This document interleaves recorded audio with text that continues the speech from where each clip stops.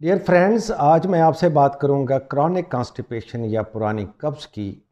ये मसला अब एक इंटरनेशनल तकलीफ़ की हैसियत इख्तियार कर चुका है और जिन लोगों को ये मसला है इसकी तकलीफ़ और अज़ियत को वही बता सकते हैं।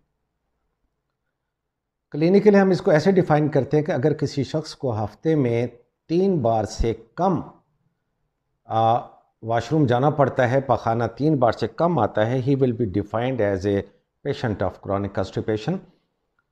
एक बड़ी तकलीफ़देह कैफियत होती है, बहुत ज़ोर लगाना पड़ता है और पखाने के अखराज के लिए कभी पखाने के साथ खून भी आ जाता है और पखाना करने के बाद भी मरीज़ ये फ़ील करता है कि अभी मुकम्मल तौर पे अखराज नहीं हुआ। इसी वजह से फिर आगे चल के बवासीर या फिस्चुला और ये मसाइल फिर कम्प्लिकेट होकर आ जाते हैं। ये क्रॉनिक कॉन्स्टिपेशन बुज़ुर्गों में, बड़ी एज के लोगों में तो और प्रॉब्लमेटिक है, क्योंकि उनके जो एब्डोमिनल मसल्स हैं उनके अंदर इतनी पावर नहीं होती। देखिए, हम पखाना खारिज करने के लिए फेफड़ों के नीचे, चेस्ट के नीचे जो डायाफ्राम एक पर्दा है, हम इस डायाफ्राम और पेट के पट्टों के ज़ोर के साथ हम पखाना खारिज करते हैं। क्योंकि ओल्ड एज में इन पंठों के अंदर ताकत नहीं होती, लिहाजा बुज़ुर्गों के लिए कॉन्स्टिपेशन कुछ ज़्यादा ही बड़ा मसला बन गई है।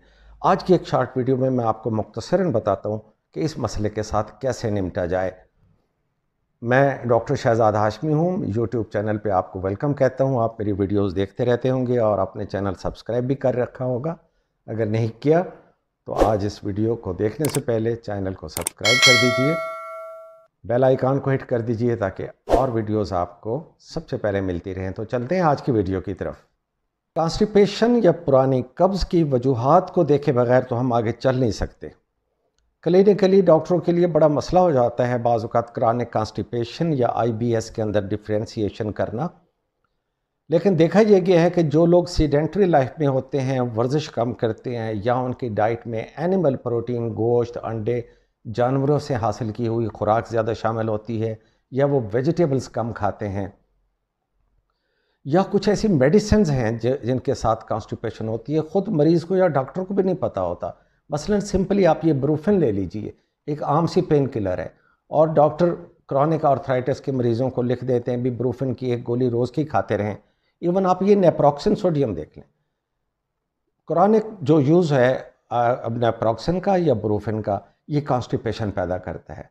कुछ लोग हाइपोथायराइडिज्म में हैं, थायराइड उनका काम नहीं करता, इसकी मेडिसिन पे हैं, हाइपोथायराइडिज्म की वजह से कॉन्स्टिपेशन हो जाती है। क्रॉनिक एक्जिमा के केसेस में डॉक्टर एंटीहिस्टामिन्स, एंटी एलर्जिक लिख देते हैं, वो सारे के सारे कॉन्स्टिपेशन करते हैं। फिर आगे चलिए तो ओपियाइड पेन किलर हैं। अगर किसी बंदे को शैटिका है, लंबर पेन है, लो बैक पेन है, तो डॉक्टर आमतौर पे ओपियाइड एनाल्जेसिक लिख देते हैं, मॉर्फिन टाइप। आयरन सप्लीमेंट्स की भरमार है, बहुत सारे आयरन सप्लीमेंट तो कॉन्स्टिपेशन के इलाज से पहले आप ये एक लिस्ट बना लें कि क्या इन चीज़ों के अंदर तो आप ऐसे पेशेंट तो नहीं हैं जो ऑलरेडी ये चीज़ें ले रहा हो, बजाय कि हम उधर कॉन्स्टिपेशन का ट्रीटमेंट ढूंढते रहें, चोर हमारे यहाँ घर में मौजूद हो। अगर इनमें से आपके साथ कोई दवाई है तो काइंडली आप अपने डॉक्टर के मशवरा करके इन चीज़ों को तब्दील कराइए। इसके बाद आते हैं इसके ट्रीटमेंट की तरफ।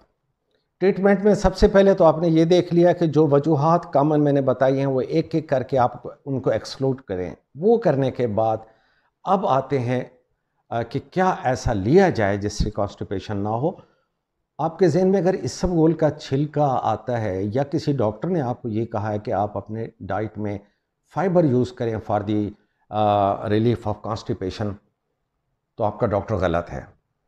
ये जो इसबगोल के छिलके के साथ कॉन्स्टिपेशन ठीक करना है या अपनी ग़िज़ा में फाइबर इनटेक करके कॉन्स्टिपेशन ठीक करना है, ये सारे के सारे इब्तदाई और हल्की फुल्की कॉन्स्टिपेशन के लिए होती हैं। जब ये क्रॉनिक हो जाए और सीवियर में हो जाए तो medically these are on the other hand, on the contrary, contraindicated. कभी आप ना लें अपनी डाइट में फाइबर अगर आप क्रॉनिक कॉन्स्टिपेशन के हैं। ये भी हो सकता है कि आप लोग पहले से वाकिफ़ हों क्रीमाफेन से, आप वाकिफ़ हों डुफालाक से, आप वाकिफ़ हों सेनोकार्ड से और कहें कि डॉक्टर साहब हम ये सारी चीज़ें आजमा चुके हैं, ये सारी की सारी बेहतरीन हैं, आप इनमें से बारी बारी इनको आजमाएँ।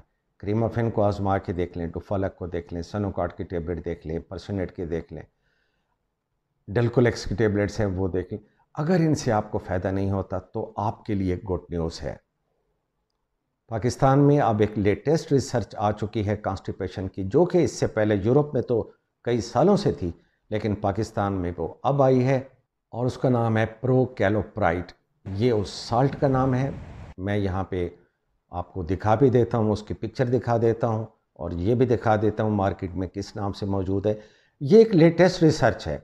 मैं क्रॉनिक कॉन्स्टिपेशन के तमाम मरीज़ों से, चाहे वो ओल्ड एज के हैं या यंग एज के हैं, लेडीज़ हैं या हजरात हैं, ये दरख्वास्त करना चाहता हूँ कि आप अपने डॉक्टर से मशवरा ज़रूर कर लें, क्योंकि ये उस वक्त यूज़ की जाती है जब अब तक की रिसर्च की तमाम मेडिसिन फेल हो चुकी हों और क्रॉनिक कॉन्स्टिपेशन से जान ना छूट रही हो।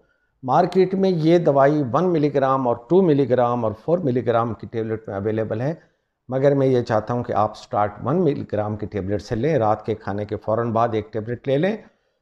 5 या 6 या 7 घंटों में इसका असर आता है। मोड ऑफ एक्शन इसका ये है कि यह आंतों की हरकत को तेज़ करती है और फुजला ठहरने नहीं देती। हाँ, इसके 1-2 साइड इफ़ेक्ट हैं। अगर ये गोली खाने के 1 या 2 दिन के अंदर आप कोई एलर्जिक प्रोसेस अपने अंदर फ़ील करें, या आप फील करें कि आप थोड़े से इरिटेबल हो गए हैं, या आप फील करें कि नींद कम आती है, क्योंकि ये 5-हाइड्रोक्सीट्रिप्टामाइन एगोनिस्ट है, 5-HT एगोनिस्ट है, सेरोटोनिनर्जिक है, सेरोटोनिन एगोनिस्ट है। 3 से 4 महीने तक बाकायदा ली जा सकती है। इसके बाद इसके अंदर एक ब्रेक आनी चाहिए। और मेरी आज की आखिरी बात यह है कि डायबिटिक्स, शुगर के वो तमाम मरीज़, शुगर के मरीज़ों में आम तौर पे कॉन्स्टिपेशन बहुत ज़्यादा होती है।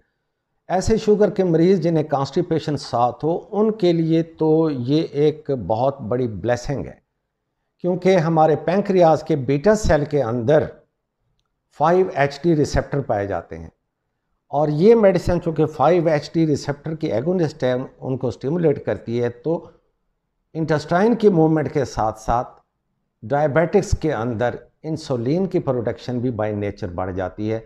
अपना ख्याल रखिए।